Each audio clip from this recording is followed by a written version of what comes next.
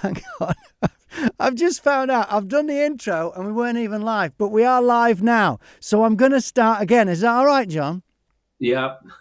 Yeah, this show it's like an IKEA version of the show. It comes flat packed. There's some assembly required when you watch it. Tonight, our special guest is an Anfield legend who's outlasted 14 changes of Liverpool first team management and entertained us for 54 years. We'll talk about all things Liverpool FC and look forward to celebrating 30 years of the longest lasting and only surviving Liverpool fanzine, Read All Over the Land. You'll find out how you can be part of the 30-year anniversary celebration as well.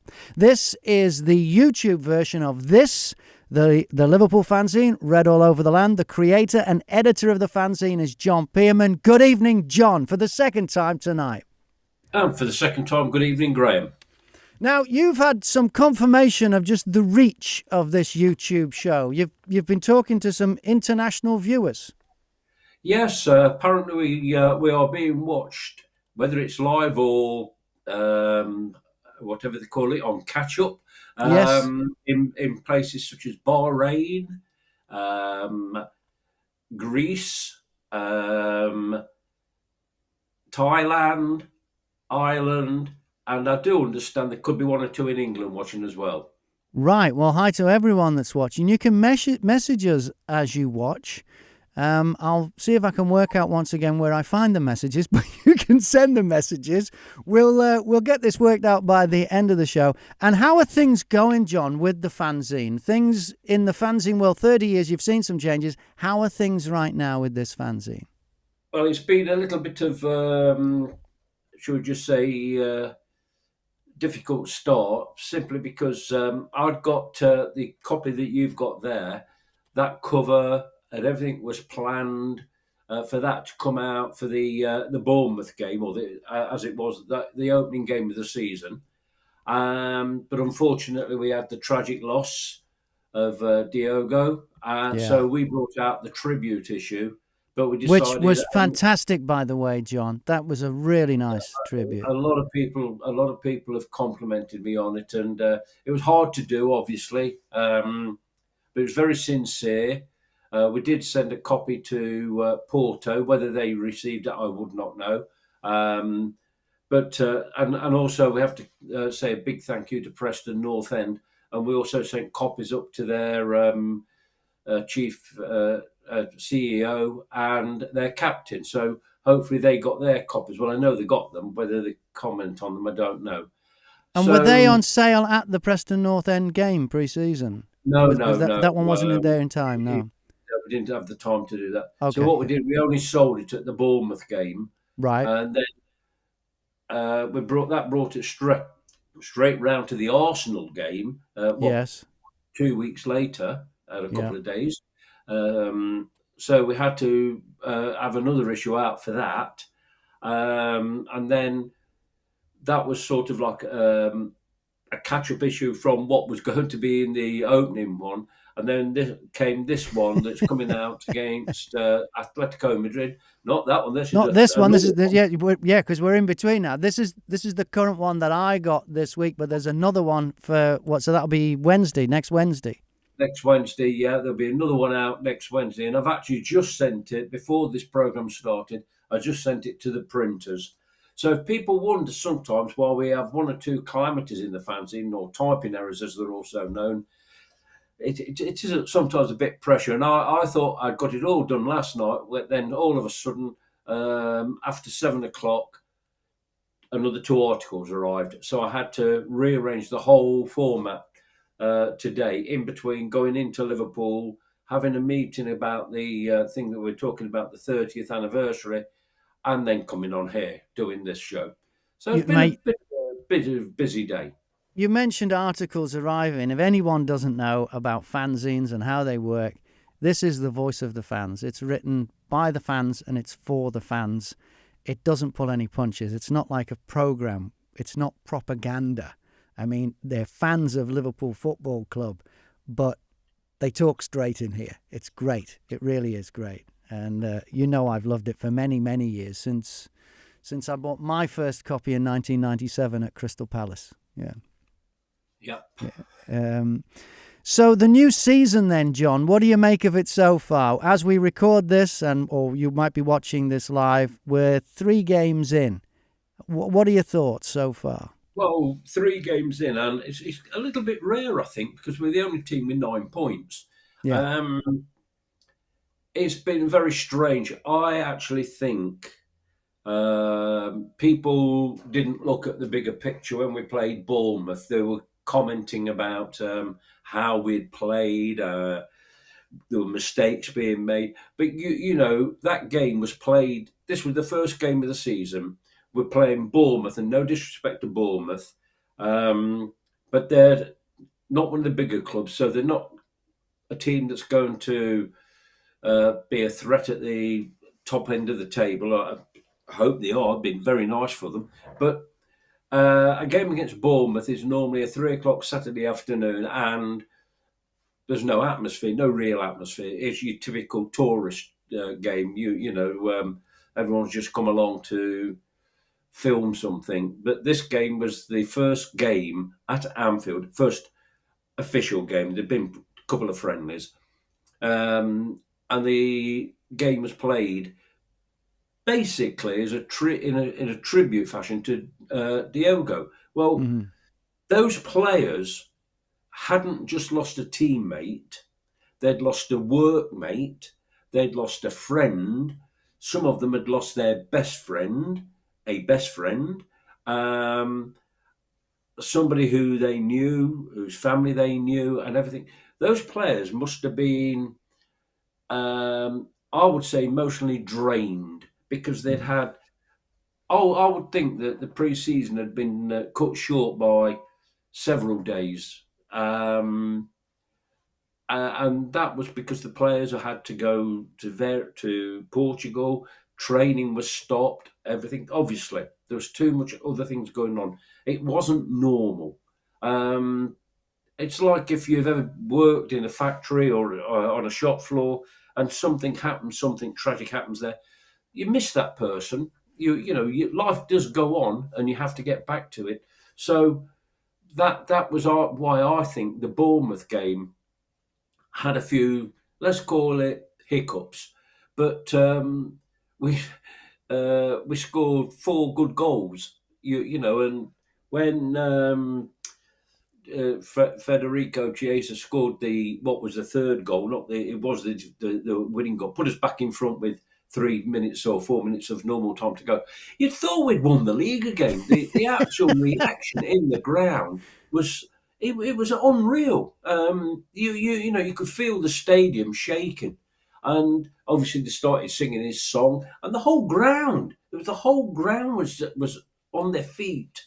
And as I say, normally if you do that against Bournemouth, it's just so about bloody time or something like that, But the atmosphere was unbelievable, and of course then right at possibly the last kick of the game, near enough, Mo scores, and Mo stands in front of the cop and doesn't celebrate.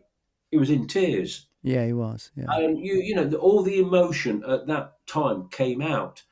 I personally, it wasn't like, after Hillsborough, we started playing again, but that was the thing about the fans, and it was, the players were drained then, but this was something different. This was them playing in honour of their friend, their teammate, their colleague, work colleague, whatever you want to call him. This was them paying their tribute, and it was pretty amazing. So then we have to go to Newcastle, and the media, let's be honest, built that up. Yeah. They built that up because of Alexander Isaac. Liverpool were hunting him down. He'd gone on strike almost. He'd refused to play for Newcastle. He hadn't been seen. And I just felt that it was all unnecessary because, yes, Liverpool did put a bid in, but Newcastle started saying, "Oh, they're after we were painted as the bad guys." Yeah. It often happens. Yeah. Newcastle were being painted as the victim, Yeah. You know, this poor club, only owned by the Saudi whoever. Yeah. You know, and we were stealing one of their players, and we'd Yeah. already took Hugo off them because they were going to sign him as well, but we nipped in and pinched him, and it was incredible, the vibes. And as anybody who knows me, I do not watch football on Sky. Um, Out of so I principle. Yeah. so yeah. So, but I watched it the following day on LFC LFC TV. TV Go, and I could not believe that the television cameras panned in on the Newcastle crowd. Not a pretty picture, Mm. so many times, and there were distorted faces, just screaming abuse and all the rest of it, and the cameras were focusing on them. Well, they'd Yeah. started with a banner of "Get into him" or something. I can't. Oh yeah, It started aggressive to start with. Yeah. we've put that in the next fanzine. It's a Georgie mating call, apparently. Yeah, so Yeah. and Isaac's now more unpopular than a fog on the Tyne. Yeah. They're just it's just unreal. It wasn't necessary. Yeah. I don't think I mean, blimey, we did once sign, of course, Peter Beardsley. I mean, they Yeah. got upset when we signed Andy Carroll. But I mean, uh, Alan Kennedy, Terry McDermott, we do occasionally nip up there and sign a player, but Yeah. that's the way it is. And people were saying Liverpool were the bad guys. Isaac held them to ransom. But what's conveniently forgotten, and this is my own personal opinion, is that Newcastle would have accepted a bid of 150 million from a team playing in the Saudi leagues. Yeah. The same people who actually own Newcastle. Yeah. So, Yeah. but he wanted to play in real football. He didn't want to go and play in the Mickey Mouse leagues that they're in. Yeah. And he wanted to play in front of people, not 150 or, I mean, a couple of thousand's a good gate. Yeah. So In fact, I don't even think that many watch it on telly either.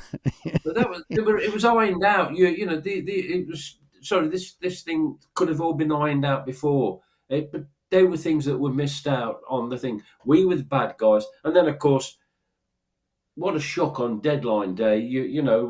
30 seconds before the window slam. Oh, you can have him. It's just farcical. And people said, "Oh, what about Liverpool fans with Trent? How upset." Trent knew 2 years ago he was going. He Yeah. just And did so did not. the fans. He was learning pidgin Spanish. So I was at the pre-season game, not this season, last season, and a bloke next to me, his kid said, "Oh, where's he going?" And the bloke told him the whole thing of how it was going down, the whole thing. Everyone knew about it. yeah, and so, but all Trent had to say was, like Keegan did when he went, like Rush did when he went, and Souness, we're going at the end of the season. We've got offers, we're going. So everybody knew where they were. Isaac, all right, Liverpool came in, made a bid for him. He wanted to play. That's it. He wanted to leave. So fine. It's up to him. Oh, Liverpool it's did just the media love, they love putting a bit of needle where there isn't. Yeah. Players going on strike. I mean, the fact is that Newcastle were after a player who said he wasn't going to play for Brentford whilst that was happening. So, but that was, I'll brush that under the carpet. That doesn't really matter. Let's concentrate on this big story. When Newcastle go to Brentford, there will not be any TV cameras homing in on the Brentford crowd, hoping that they can throw the dog's abuse at the player that they sold. You're absolutely right, John. John, I'm going to bring in our special guest now because he's been waiting patiently, and he's been waiting 54 years, actually. It is the voice. Yeah, it is the voice of Anfield, George Sephton. How are you? You all right? Oh, hello. We can't hear you, George. You're silent. What have you done? Let's see if it's... if you've just got to unmute something, George.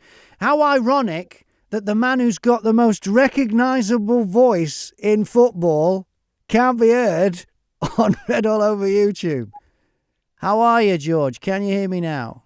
I'm guessing you can hear us. Nod if you can hear us. Oh, I don't think George can hear us either. Oh, hello. Hello, George. I heard something then. I'm hearing bring. I'm hearing music. I hope I'm not hearing a harp for reasons that will become clear in a minute. George, can you hear us now? Nod if you can hear us. I can see your lips moving, George, but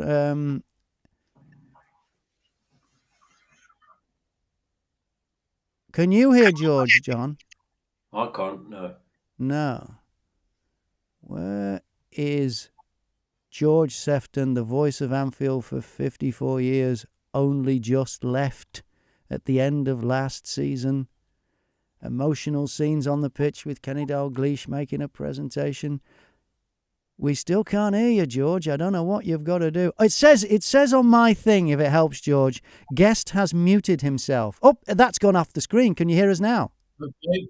Now can you hear me? Oh, yes. Yes. Yahoo!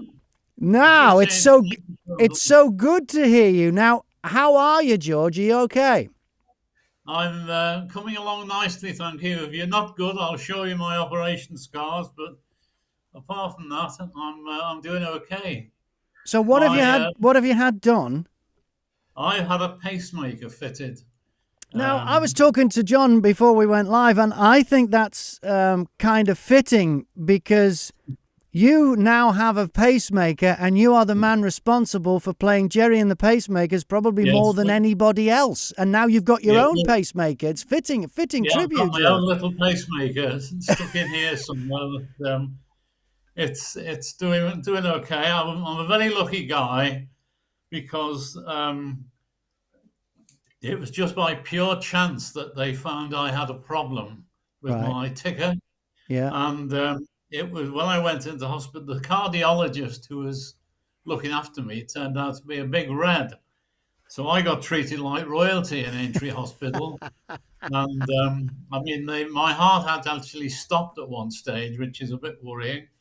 As I keep saying to people, I'm not a medical person, but even I can work out that's not good. Anyway, I'm fine and dandy.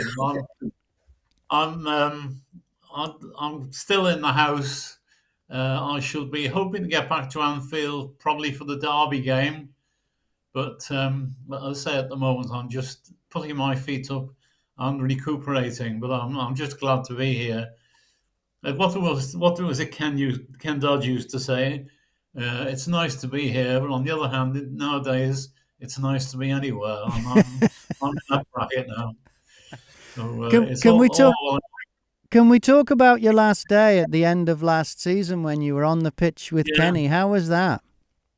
That was quite incredible. I mean, I was all week I was dreading it. I thought I'd be a complete blubbering wreck, but everybody, and I mean everybody, was so nice to me.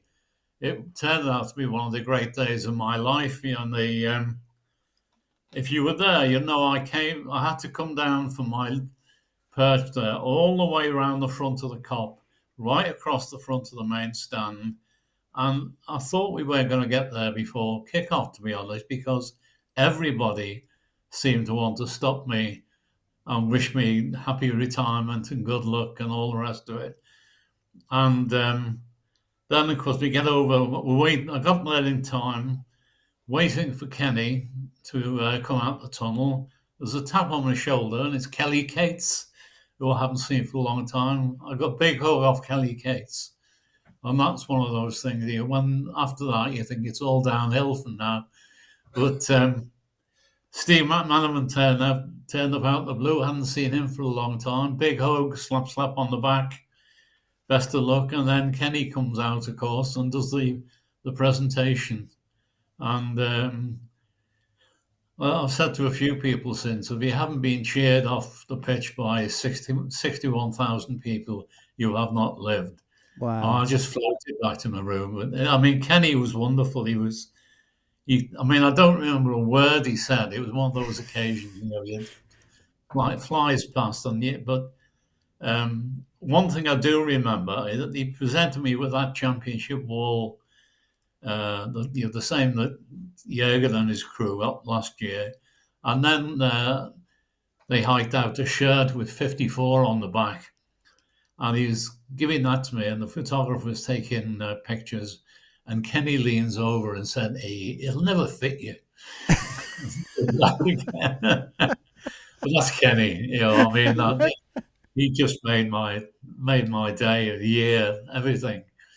George, you said you can't remember what anything Kenny said, but could you have understood it? Could you understand him? Oh yeah, I speak fluent Kenny. I'm very lucky. Oh, that's okay. Yeah, I've known him long enough. I've never had any trouble, but no, it was just absolutely tremendous from start to finish. And then leaving afterward was a bit weird, sort of leaving the room and realizing I won't be going back again. But I've settled down now. I mean, the week leading up to it, my head was spinning all week. Was thinking, this is going to happen, that's going to happen, what are we going to do about such and such? And then I calmed down. Obviously, this business with the pacemaker hasn't helped, but really and truly, I'm thinking of the hassle I'm missing. Stupid little things like towards the end of last season, I got the impression that both team managers were using 12 substitutes at every game, and you go home thinking who came on, who went off, and they've got two boards now. Have you noticed that?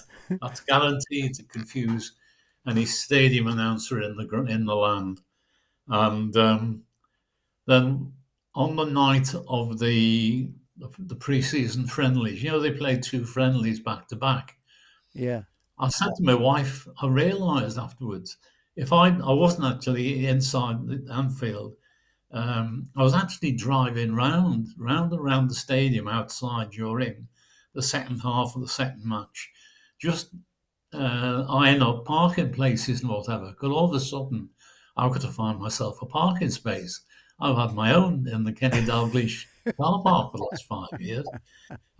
So that was fun. But I said to my wife, you realise if I'd been there, I would have had to get there about 1 o'clock, and I wouldn't get out till 10, 11 at night. I'd be on my back. So I'm glad to miss all that stuff. And when I go to Anfield now, I went to the Bournemouth game. I can get there an hour before kickoff instead of 4 hours before kickoff. It's lovely. And what was it like then the first time being in the ground but without having any responsibility other than to enjoy the game? It's very weird. It was strange because I was in the back of the lower main stand. They're moving me somewhere else when I get back, apparently. But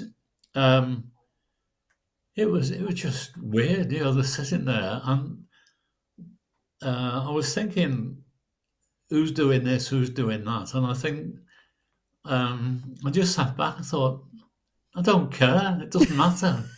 I don't have to worry about it. I said to a few people, what's really been getting my goat for the last couple of months, I'll be driving around in the car and I'll hear something on the radio and I'll think, I haven't played that for a while. I'll drag it out before Saturday. Then about 30 seconds later, I'll think, no, I won't. I don't have to worry about all that stuff anymore. There's some other idiot that got to do that. And I can just sit back and watch the football. And it was very strange because there were, in the main stand for the Bournemouth game, there were 5 empty seats next to me. And at half-time, 5 women came in. They obviously ticket office staff. And I don't know if you were there at the Bournemouth game, they had one of these police emergency tests, the Operation Anfield exercise. And I was telling the guy next to me about when they did one of those at Aintree Racecourse years ago. The day the IRA planted a bomb in the place. I was there with my daughter, and they came over the PA, commence Operation Aintree, and I dragged my daughter out. She said, what's going on? I said, I know that. I know what's going on. And we were the first out of the building. And I was telling the guy next to me, and all of a sudden he said, I've just realised who you are. And then he's taking selfies in the middle of the stand. That was just so funny. But that was nice because he had a lad with him, looked about 11 or 12. That he obviously had a new shirt, new scarf, the whole shooting match. And his dad was trying to explain to him who I was, and the lad was looking at me as if I'd just landed from the planet Krypton. He said, "Who? What do you mean?" Voice of Anfield? And that was good. And the other funny thing that's happened in the last few weeks, if you've seen the advert for the new Adidas kit, I did the voiceover at the start of that, which was quite funny. But one of my friends I used to work with said, henceforth you'll be known as the voiceover of Anfield. The voiceover of Anfield. Yeah, I said, no, I want to be the artist formerly known as the voice of Anfield. That'll be me. I'm copying it if it opens them out. Yeah.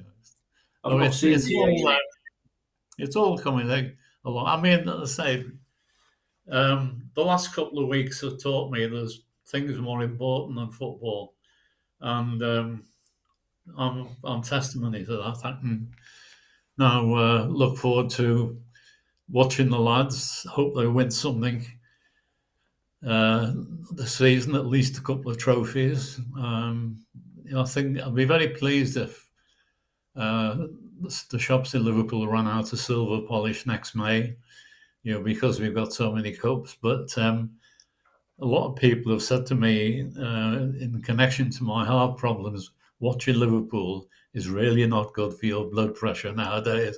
I'll say, John's had experience of that many years ago. Yeah, I'll say, oh dear. But anyway, it's all good. And when you're at that first match, then did you find yourself critiquing your replacement? Well, the funny thing is, they don't appear to have got a replacement. From what I was listening very carefully, the music was coming out. Obviously, I didn't get in till quite late because there was surprise, a mix-up over my ticket. But I heard a bit of the music, but there's nobody saying anything. And then at half-time, Peter McDowell was reading the safety messages, and Peter McDowell, during the game, was doing the subs and the goal scorers. So basically, they actually haven't replaced me. Right. Now, you're supposed to say, but George, you're irreplaceable. Yeah, but I know. Well, I thought they've got to do something somewhere, because I know I've had a lot of messages on Facebook and whatever the last few weeks, especially since the Bournemouth and the Arsenal game, saying this place isn't the same without you, George. And I said, okay, well, you can pass the word on. 100 grand a week, I'll be there, back there like a shot. Low the pressure. But, I got the impression against Arsenal that I don't go in the ground until about 20 minutes before kickoff, and I got the impression it was pipe music. Yeah, you know, just. Well, anyway, it isn't. The guys who used to be my sound engineer and his little helper, are picking the music now, which I found slightly worrying. And as I'm in touch with them. I'm still going to be friends with the guys, and they're all going to be in my new book, which is coming out next year, hopefully. But what I've said to them is, I've got a reputation going back years for playing local bands. I said, please don't sacrifice that. And I've been told that they're aware of that, and they're going to carry on the tradition in some form or other. And at some stage in the next few weeks, there'll be a line of communication for people to send in, demo tracks and all the rest of it. As long as they play some of the classics like Heart as Big as Liverpool, Mighty War, and things like that, it'll be okay. Yeah, well, that's it. That's the main thing. I mean, I think there'll be riots if they stop playing that altogether, but I don't think they're going to. I think I was a bit worried about it, but they appear to have their heads screwed on. And it's funny, I've had a few email from various people. Hi, George. here's my band's new track. Can you play it on Saturday? And I go back, no, sorry, wrong fella. I've got my feet up now. Not my problem anymore. And just leave it like that. But it'll settle down eventually. Can I ask you something I've been meaning to ask you for a long, long time? And I always forget, even when we've met many times in person at Red All Over the Land Dues. When I first started going to the match in the 70s with my dad, I don't remember You'll Never Walk Alone being played before the match. Now, in 83, I left Britain and was out. I was in New Zealand and Australia until 1997, and that's when I started going to the match again in 97. And then, of course, You'll Never Walk Alone is played just before kickoff. Yeah. Is my memory messing with me, or is playing You'll Never Walk Alone before kickoff in the scale of the history of Liverpool Football Club quite a recent thing? No, it goes back to 1963. I know that. I know the story about, Where's Our Song and all that. But was it then every match played before the kickoff? Because I've no memory of it.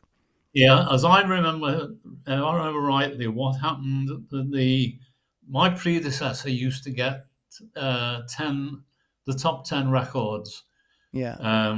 He'd play the top 10, and when something fell out the top 10, he'd stop playing it. Yeah. In the case of You'll Never Walk Alone, which was obviously October, November 63, he stopped playing it, and then people started getting onto him. We like that, keep playing it, and it's been played ever since. Certainly when I started, 72? I had 71. 71, sorry, George. Pay attention. I'm not. I took a year off there. There's 54 of them. Yeah, go on. And no, I played it. I played it every week. It's played. And just before kickoff, like it is now. Yeah, we had just after the teams were read out when I was doing it, which is sort of 10 minutes before kickoff. Now, it's a bit later, but it's definitely in the run up to kickoff. It changes on European nights. Yeah, because you have to play it a bit earlier. You get a running order from UEFA. You have to play it a bit earlier because round about kickoff time, obviously they want the Champions League music and all the rest of it playing. So they that's the only difference. But it's definitely been, I can testify that since 71, at the very latest, it's being played before every game, except for one match. I think it was must have been in the 90s. I turned up one day and I realised I'd left my one and only vinyl copy of You'll Never Walk Alone at home, and that made the radio broadcast. That did, but luckily the cop just started singing anyway. After that, I was paranoid. I used to go with about 5 different copies. One on disc, 2 on different CDs, 1 on a memory stick. And just so that wouldn't happen again. I mean, I can still feel the tension now when I realised I'd left the damn thing at home. But that only happened once. Now, you mentioned your new book coming out. Your previous book, the one that is out, The Voice of Anfield, with the foreword by Kenny Dalglish, My 50 Years with Liverpool FC. That was 50, so that was 4 years ago. I read it about 2 years ago. It's a fabulous book because it's not just about the inside story of being the ground announcer at, the world's most fabulous football stadium, but it's also been the ups and downs of Liverpool, home and away, because you went to a lot of away games. You were there for all the big games and all the tragedy and everything. It's a hell of a book. How are you going to top that in your new book? Well, there's still things that have happened the last few years. Touch wood, we haven't had the major tragedies like Heysel and Hillsborough, but we had near tragedy when on the day of the parade. I talk about that and things going on behind the scenes. And obviously in 2020, I mean, the book, the working title I'm using is Liverpool Behind Closed Doors, because the first season after I finished the last book, all the matches, bar 2, were played behind closed doors. Right. And Right. after there's all sorts going. There's a lot. I was thinking, and I do say in the prologue, the last one covered 5 decades. This one covers basically half a decade. But there's comings and goings, and I said it's mainly, the stories are mainly down to Jurgen Norbert Klopp, who obviously he changed everybody's life around at Anfield, and so there's a lot in there. And I'm still working on it. Jurgen has promised to write the foreword, which is Brilliant. good. I'm really chuffed about that. And I say I'm working on it. I have sort of bursts of sitting in front of my laptop and getting stuck in.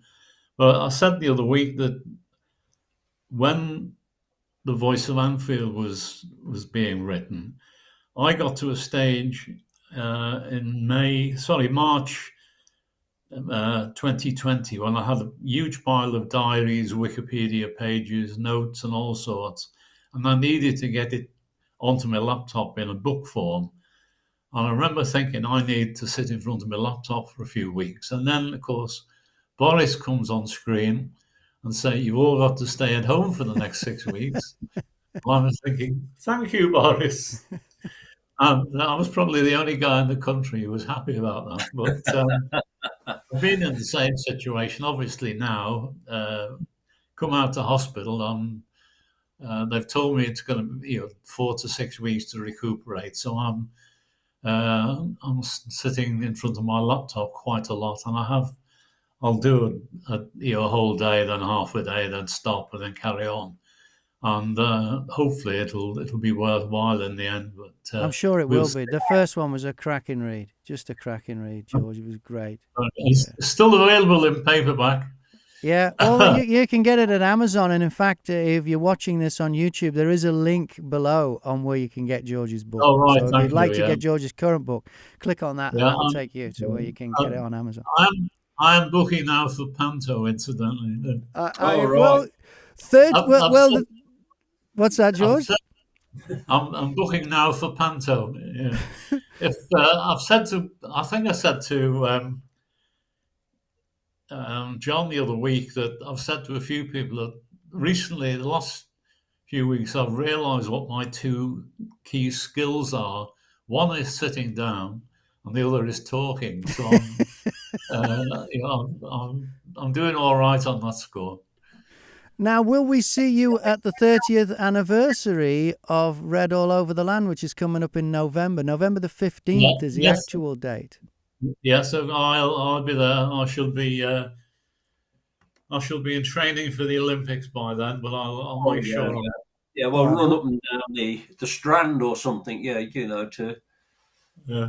We'll have more on that a little bit later on. So if you would like to meet George in person, that would be the night to go to. But more details coming up about that. Before you came on, George, John and I were just talking about the new season and how it started. What are your thoughts on the new season and the way it's going 3 games in? Well, I'm very pleased. Obviously, we haven't seen Isak yet. My big worry at the moment is the fact that we've probably got I think we've probably bought too many players, but we've got a squad to There's no pleasing some people. No, but I mean, this is where Arne is going to earn his corn, is keeping all these fellas happy and keeping the team ticking over. I mean, moving to Szoboszlai to right back was an absolute masterstroke. Who would have thought of that 12 months ago? But the Bournemouth, they looked like they could, going to throw it away, and then they didn't. They dug in, and came back and put the goals away. The Arsenal game, was a real absolute head-to-head. It was like, I don't know, it was like 2 heavyweights, Lockheed Horns and whatever, isn't it? Again, we did the business. We got past them, and next, every game's going to be a cup final here on in. But I've said for years that one thing that I think frightens the opposition is certainly, some of the teams that turn up to Anfield at the bottom end of the Premiership. If you look at the bench and you've got a row of full internationals on there, it must be quite daunting for some teams, especially the younger teams. And I'm just looking forward to seeing how it goes. I mean, Arsenal, obviously, they were saying last year we need a striker. Now we've got a couple of great strikers in there.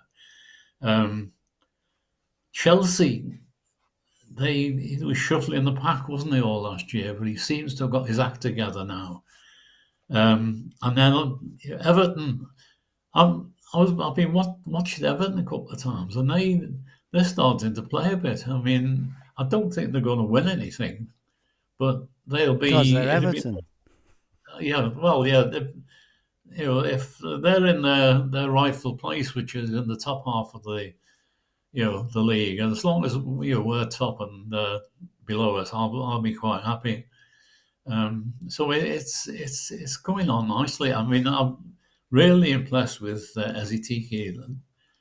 He really looks like a Liverpool player. Wirtz hasn't quite settled in yet, has he? But then they're a bunch of strangers at the moment. They're not quite as bad as Morecambe were the other day. I mean, I was watching, obviously, with having to sit here and not do much. I was watching a lot of TV, and they were saying when Morecambe, when the takeover went through, they got a new manager and a complete new team inside a week. And they said on the first day, there were guys on the pitch shaking hands with each other, saying, "Hi, I'm Fred. Who are you?" And this was the team. So I mean, that's the other extreme. But I said to somebody yesterday, think back 12 months. Everybody was looking at each other and saying, "Who's this fella on the slot? Does he know what he's doing?" And the answer is yes. He's proved beyond all reasonable doubt he knows exactly what he's doing. So the job's a good one. And when we settle down, and we got Alexander Isak up front, bagging in the goals, we won't be unbeatable. We'll be as near as damn it. I'd much rather be where we are than where everybody else is. Are you as optimistic, John? It's hard to say because other teams have. Again, this is the thing that the media seem to have skirted around. Other teams have actually spent a lot of money, and so have we. But we've also sold a lot of players. I mean, I've never known a movement like it. Because in our day, which is days before all the transfer windows and silly people like Jim White and his yellow tie, if the manager wanted a player, he'd ring his opposite number up at a club and say, "How much do you want for so and so?" "Okay, we'll give it you, or near enough." And that was it. And the phone call was over, and then the player were told, "You're going to Liverpool, or somebody's going somewhere." But now you've got all these players. But we're talking about Wirtz. I feel like before you came on, George, I was saying that the game against Bournemouth, it was so emotional. Those players must have been drained. And, of course, Wirtz and Frimpong, they weren't part of it. No, they weren't part of the Diogo Jota situation, quite the same as the others. So those players were playing with a lot on their mind. And a player like Wirtz, anybody who went up to Newcastle, somebody new to this country, went up to Newcastle, they probably thought, "What's this? What is this all about?" You've got all these screaming hordes, and Newcastle. I mean, I've actually said it in the next fanzine that Newcastle put the old Wimbledon would have been ashamed of the Newcastle's tactics. Every ball And I've read in the paper today, England are now going to start thinking of using the long throw.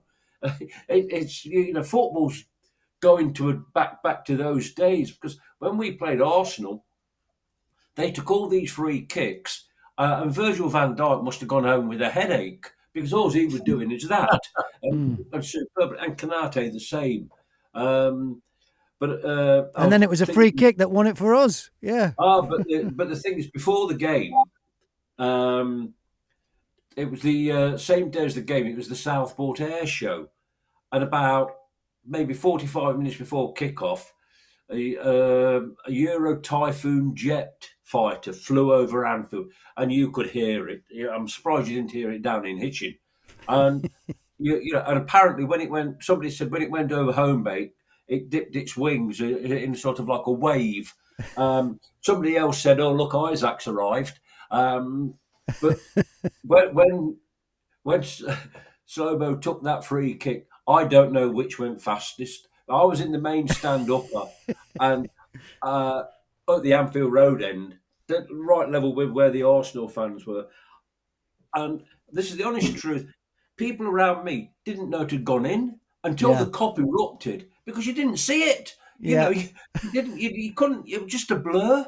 And I thought, what the hell's happened there? And everybody's jumping up on all of a sudden. But so I don't know what went fastest, the free kick or the jet. Yeah. But fantastic. But I thought against Arsenal, we played a totally different game. It was a very tactical game. Arsenal played in this way where they apparently they've got one of the best records at scoring goals from set pieces. But we defended it well. The good, interesting thing to me was that when we scored the goal, the game had got probably 15 minutes left with added time, and you thought Arsenal's not going to score. In fact, when we were running through right towards the end, if Chiesa had looked up and saw Salah, he could have rolled it into the net, but he didn't. He went for a bit of glory. But how it's going to pan out, you don't know, because I say all the teams have got good players.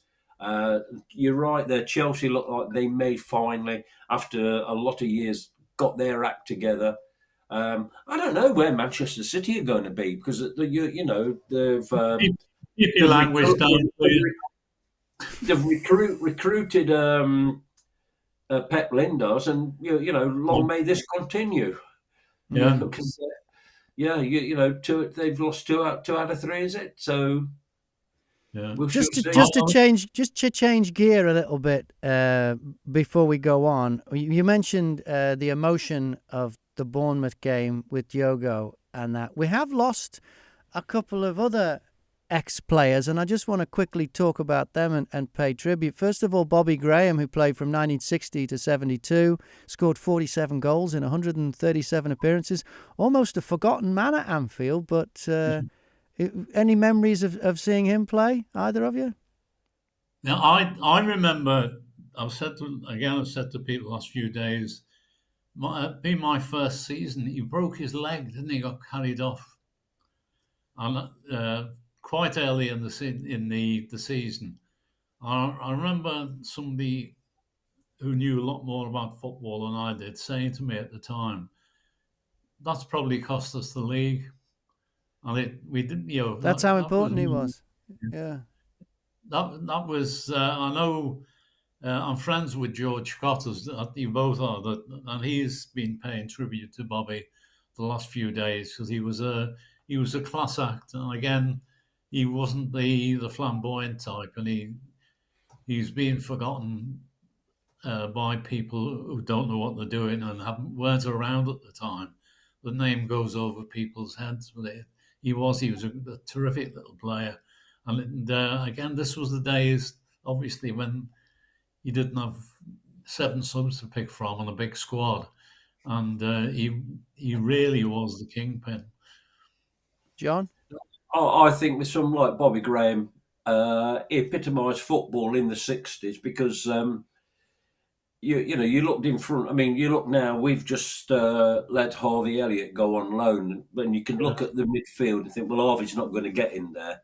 But back then, of course, like you rightly said, George, there was one substitute after 1965, 66, or whenever it was.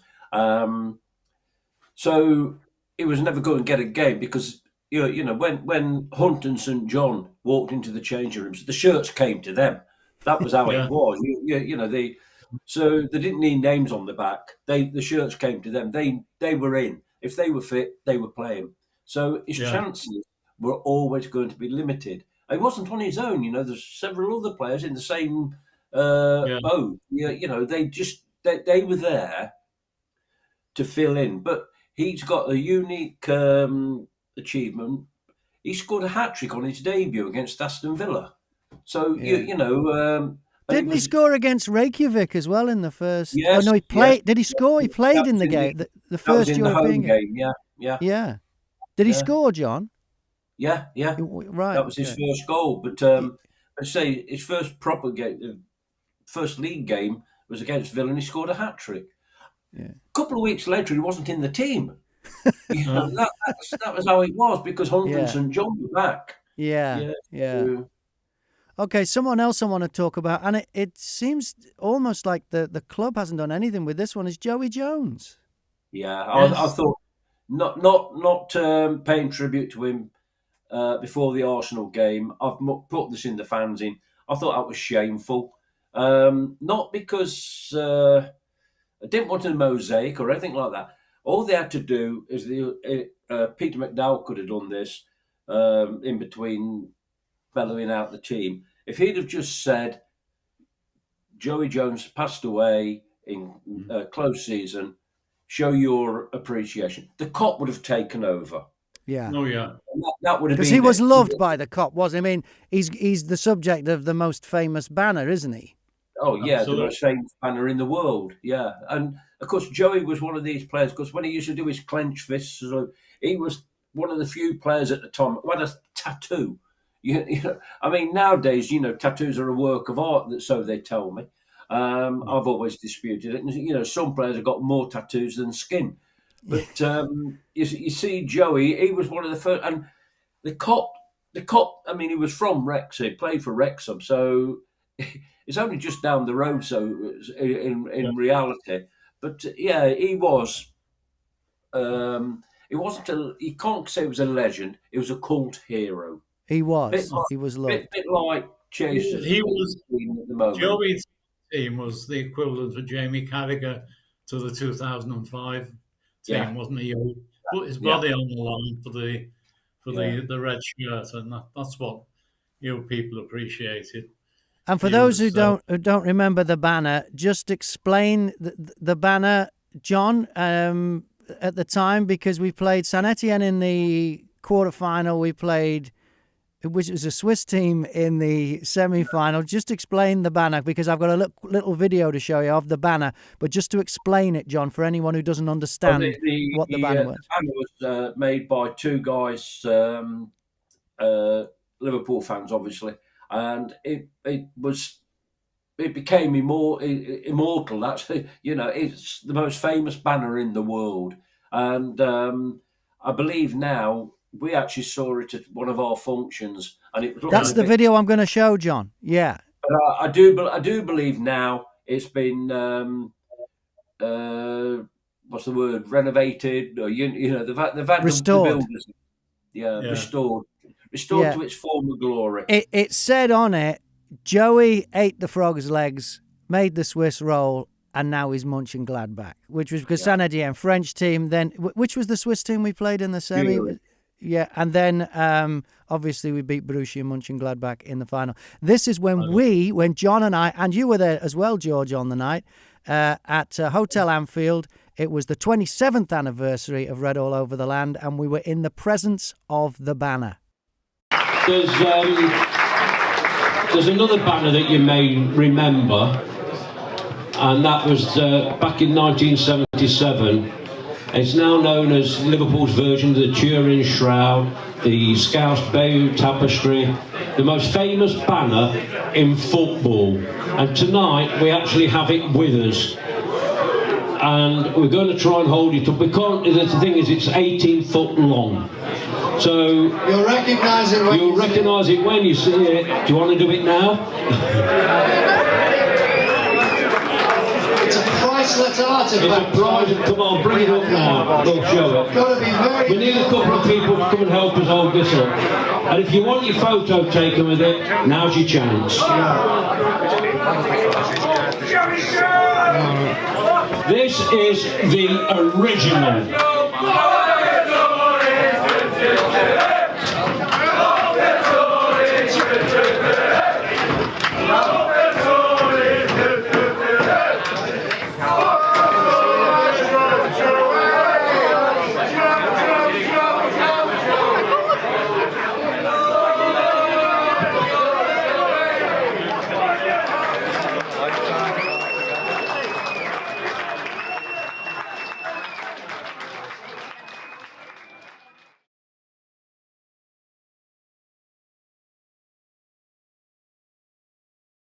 Online, yeah, Joey Jones, immortalised by the greatest football banner ever. Yeah. Well, that night was a great night. That was the 27th anniversary of Red All Over the Land. John, what's planned for the 30th anniversary? Right, well, it's all the embryonic stage at the moment. Liverpool have got two players who joined at near enough at the same time back in '88. Name of Barnes and Beardsley, and so we're calling the event B&B, Barnes and Beardsley, better than the Brazilians. And I'm sure George has seen the book, and he knows more about Barnes and Beardsley than I do.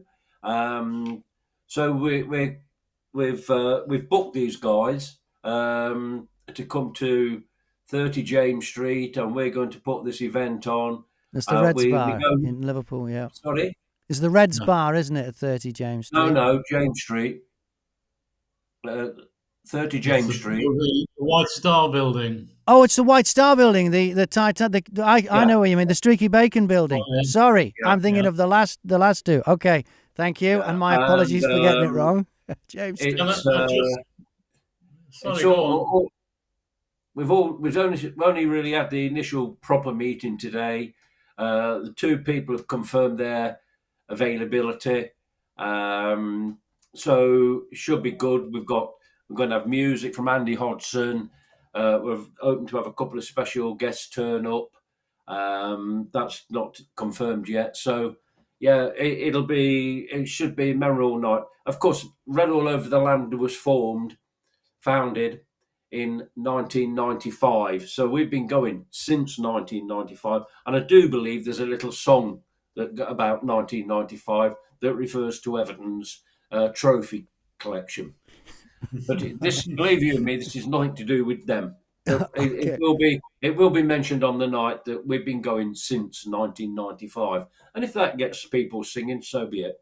Okay, and if people want to get tickets for that, or fact, because they're not on sale yet, you're still putting the night together. Oh, no, RedAllOverTheLand.com. Just keep your eye on that for when it shows up. Everything will be announced over the next 7 days. Okay, now to give us a bit of a flavour of what's going on, there was a dude that I couldn't make it to that was at the Reds Bar, which was the David Fairclough night, wasn't there? How did that go? Well, George was there, and I've got to say, out of all the people that we've had, they've all been pretty good in their own right, but David Fairclough, I would say, is one of the nicest guys I've ever met, considering his time in football. A Liverpool legend in my eyes, anyway, because he's the man that scored the goal that changed the course of history. Without him, 1977 may not have happened. Here's what that goal looked like before you carry on, John. And Fairclough is onside. This now could be interesting. Fairclough!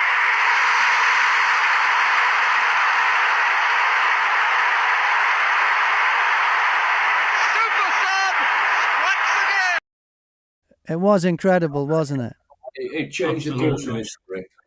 And I know George was there, probably watching it from his watchtower back then. You know, up in I the main. was up in the old main stand then. I was Yeah. just about to say that by absolute coincidence, a week after I stood down at Anfield, I did a dinner in Harrogate with Barnes and Beardsley, and it was absolutely fantastic. John Barnes, Peter, I'd heard a lot of his stories before, and John Barnes the same. But John, he should be doing stand up now. And at the end of um, the spiel there was me sitting between Peter and John and trying to keep the peace. But when we thought we were about to go home, John suddenly produces his phone out of his top pocket. And on his phone, he had the music to the 1990 World Cup song. Oh, the one he does the rapping in. And he did the rap live. And it was, obviously I was getting paid to be there, but the people who had paid to get in weren't bothered because it was an absolute privilege to be there. And then he follows that up. He tells us that apparently there were 3 of them recorded the rap, and John's was picked to go out, but he still had the recording of Peter doing the rap, and that he played that as well. That was something to behold. Hey, John, you'll have to see if you can, with Peter being there on the 15th of November, you'll have to see if you can get him to play it for us. Yeah, he won't take much persuading. I'll tell you, he didn't take much persuading. No. All right. No, he was really good. He's inclined to take over the mic, but I mean, we were winding him up towards the end. But it was a great night. I said this was in Harrogate of all places, which is a place I still don't associate with football, but there's a very big and very thriving Liverpool supporters club branch over there, and this was I think it was their 40th anniversary, the dinner. But I had a terrific. I mean, obviously, I was not in the best of moods before I went because I just left my job, but it was just a great night, and those two, they were absolutely amazing. Just I've got a lot of time for both of these guys. Now I've said a lot over the years that Beardsley, as far as I'm concerned, he's right up there with the best of them. I agree. He didn't have the superstar status for whatever reason. Obviously, he went over the park, and who knows why, but he'll probably tell you if you ask him. But it was a great night. So if you get those 2 down, I'm looking forward. I'll get out and I'll go and walk outside 30 James Street, ready. Get the front row. You'll be on the front. I'll make sure of that. You might be sitting next to Graham with the mics. Oh no! But actually, was in Liverpool today. Went to one of those red events that you would have been the guest today, but you had to fit in. You would substitute. You came on earlier, as you remember, a couple of months back.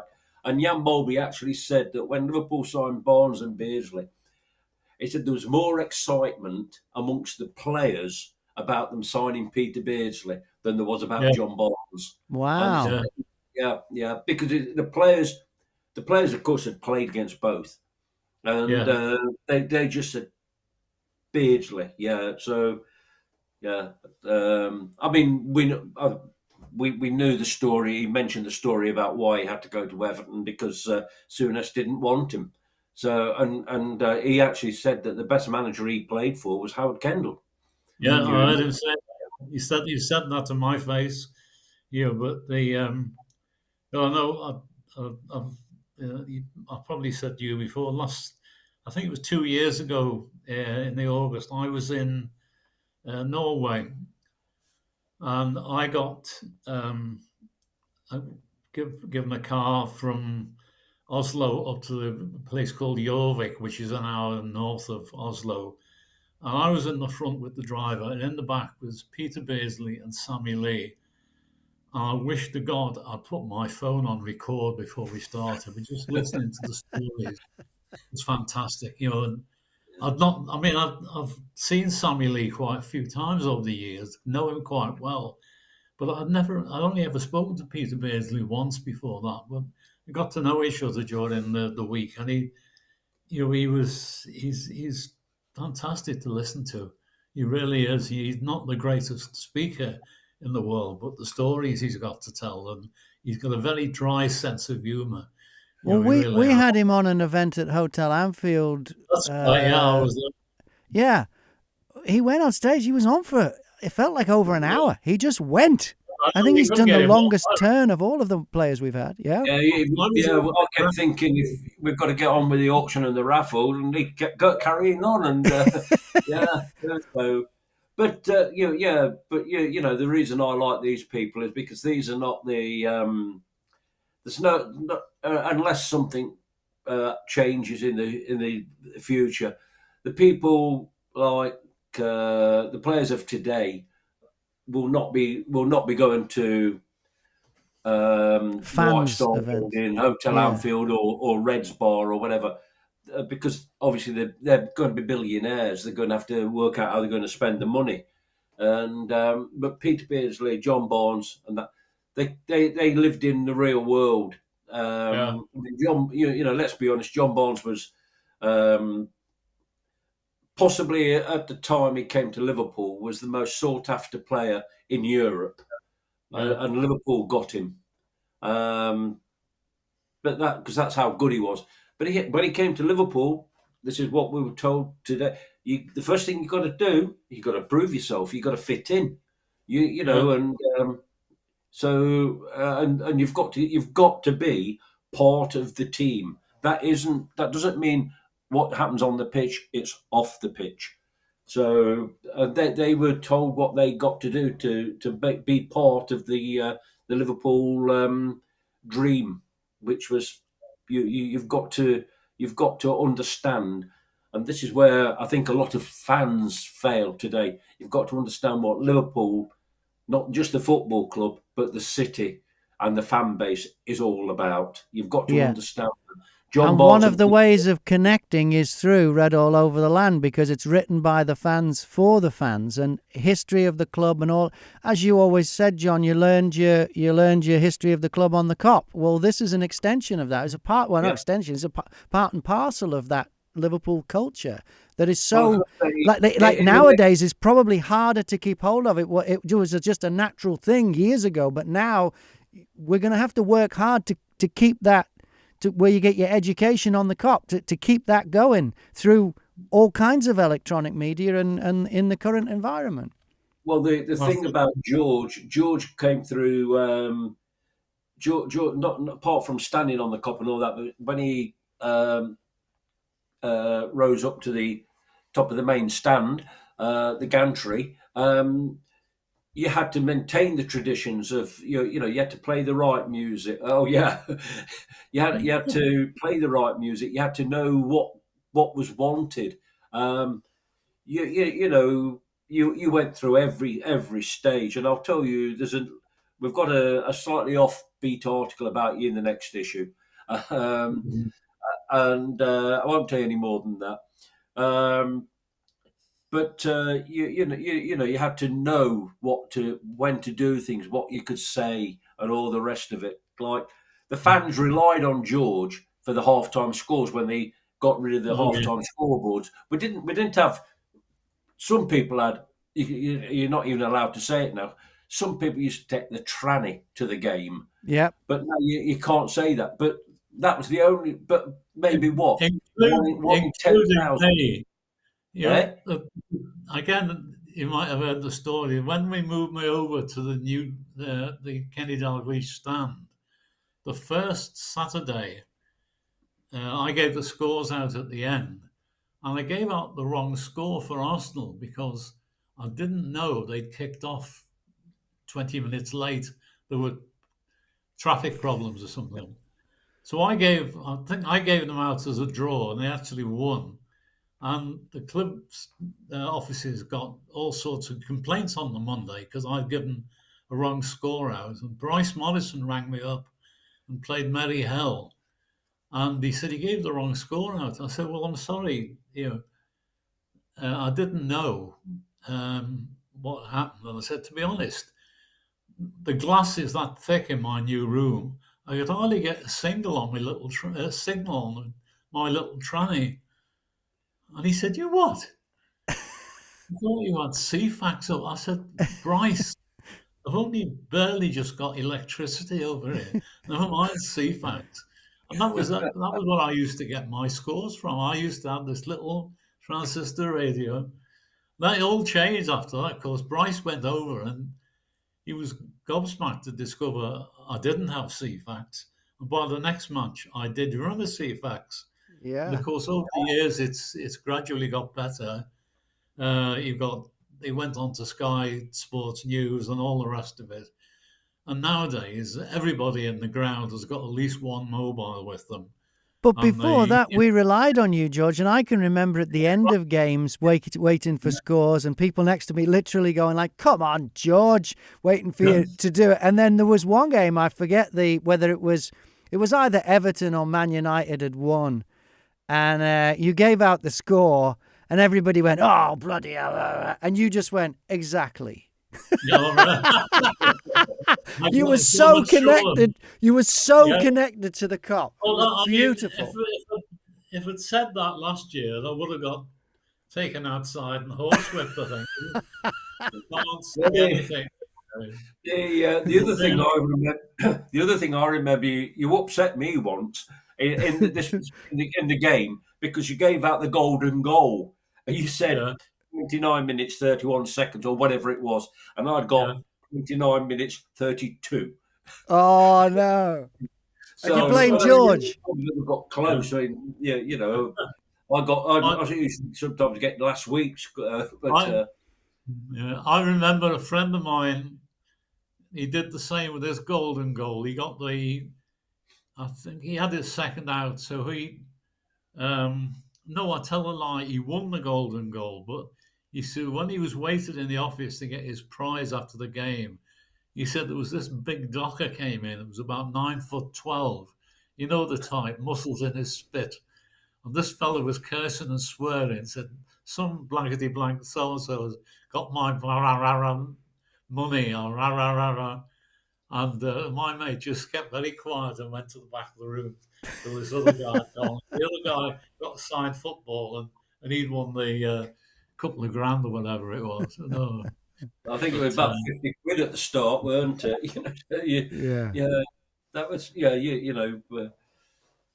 So that was I remember the golden goals and things like that. But, all that changed now. I mean, you used to say if it was 0-0, didn't you used to give out golden corner or something? I think they tried that once. They didn't last, but nothing lasted very long. No. But the golden goal was weird because you relied on it was the hospital broadcasters who timed it. And once or twice when they got it wrong. And the one guy in particular, I think he couldn't understand the fact that if you played 2 minutes added time at the end of the first half, that the time still had to be under 45. And he'd come back and said the winning time was 46 minutes, 10 seconds. And we say, you can't do that. He said, I said, no, we've actually played 45 minutes with a 2-minute break in the middle. And he caused absolute havoc, that guy. I mean, he really did. I mean, you're looking back now, I wonder why my blood pressure wasn't up the wall then. Well, we wish you a very successful recovery, George, and we hope to see you on the 15th of November. John Pearman, when will the next fanzine be out? Next Wednesday against Atletico Madrid. That's the one to get. Today. All right. So, and this one is the final catch-up. So from here onwards, it'll be back to normal. And this is the one that has the article about George. Yeah. Okay, I can hardly wait. Well, I'm hoping now, George, that everybody will be queuing up on next Wednesday night to buy a copy. Signed copy. I'll sign copies. There you go. There you go. That should Okay. have the value. Can I just say that going back to the David Fairclough night, the money we've raised, we're going to give to a school in Southport for people with learning disabilities. And that's David Fairclough. That was one of his charities that he supports. Yeah, And we raised between £750 and £800 on that night. great. So thanks to everybody. And the strange thing was George Scott won the Golden Boot, didn't he? George Scott is a former. know. He's one of the I former was sitting Shankly next to boys. him. Yeah. I wasn't disappointed at all. So So you presented him with a golden boot. You presented David Fairclough with one as well. I've got George's Golden Boots here because he'd gone home when we made the draw. Oh, I see. Yeah. Oh, he won it. Oh, he won. Oh, yeah, I got yeah. right. I see. Right, I see. Yeah. Okay. We presented David Fairclough with something we called the Golden Shot. Right. Because that was obviously the Right. big programme at the time. Yeah, With Bob Bob Monkhouse. Yeah, and Bernie the Bolt. yeah. And then and Gordon Wallace for his first goal against in Europe against Reykjavik back in '64. And Gordon, well, lovely man, he turned round to me and he said, "I'm glad I've got that. Now my grandchildren will believe I scored that goal." And because that was the first ever European goal outside Yeah. England that Liverpool ever scored away from home. Yeah, first ever Reykjavik. Yeah. Yeah. So And it Bobby was Graham all- scored the one in the home leg. Is that the? Sorry? And was it Bobby Graham that scored the one in He the scored home in leg? the home leg. Yeah, but we Right. won that one about 6-0. So yeah. Yeah. But it was all good fun on that night. And David Fairclough, what a gent! Yeah. Yeah. And I met his uncle this morning. I've met him before. His uncle is 99 years old, and if it weren't for the fact that he got a walking stick, he's probably fitter than most of us.